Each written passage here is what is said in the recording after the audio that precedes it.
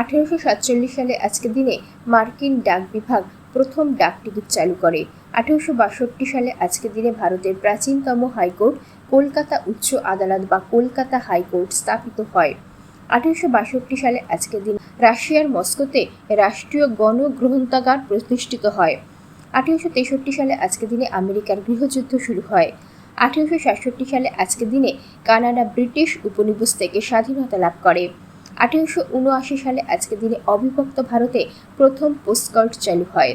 1882 সালে আজকের দিনে অবিভক্ত বাংলা বিহার রাজ্যের পাটনাতে পশ্চিমবঙ্গের দ্বিতীয় মুখ্যমন্ত্রী ও চিকিৎসক ডক্টর বিধানচন্দ্র রায়ের জন্ম হয়।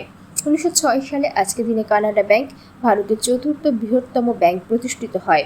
1908 সালে আজকের দিনে আন্তর্জাতিক আতান্ত সংকেত SOS চালু হয়। 1921 সালে আজকের দিনে ঢাকা বিশ্ববিদ্যালয় প্রতিষ্ঠিত হয়। 1921 সালে আজকের দিনে কমিউনিস্ট পার্টি অব চায়না প্রতিষ্ঠিত হয়। 1921 সালে আজকের দিনে নদিয়ার বড়চাকুলিতে জমিদার গোপাল সিংহের হাত ধরে বড়চাকুলি গোপাল একাডেমি স্কুল প্রতিষ্ঠিত হয়। এটি নদিয়া জেলার সবচেয়ে প্রাচীন উচ্চ বিদ্যালয়। 1947 সালে আজকের দিনে ব্রিটিশ পার্লামেন্টে ভারত ও পাকিস্তানের স্বাধীনতা আইন পাশ করা হয়। 1955 সালে আজকের দিনে ভারতের বৃহত্তম bank state bank of India তথা ভারতীয় স্টেট ব্যাংক নামে পরিচিত হয়। 1960 সালে আজকের দিনে ব্রিটিশ নিয়ন্ত্রিত সোমালিয়া ও ইতালি নিয়ন্ত্রিত সোমালিয়ার একীভূত হওয়ার মধ্যে দিয়ে আফ্রিকার দেশ সোমালিয়া স্বাধীনতা লাভ করে।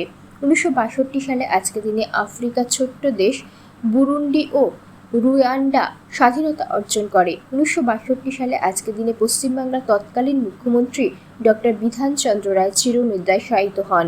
1966 সালে আজকের দিনে কানাডায় প্রথম রঙিন টেলিভিশন সম্প্রচারিত হয়। 1967 সালে আজকের দিনে কানাডা প্রতিষ্ঠিত হয়।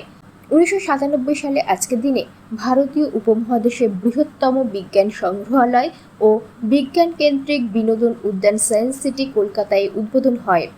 2002 সালে আজকের দিনে নেদারল্যান্ডসের হ্যাগে বিশ্বের প্রথম স্থায়ী আন্তর্জাতিক যুদ্ধাপরাধ আদালতের কার্যক্রম শুরু হয়। 2017 সালে আজকের দিনে ভারতে পরোক্ষ কর পণ্য পরিষেবা কর পদ্ধতি চালু হয়।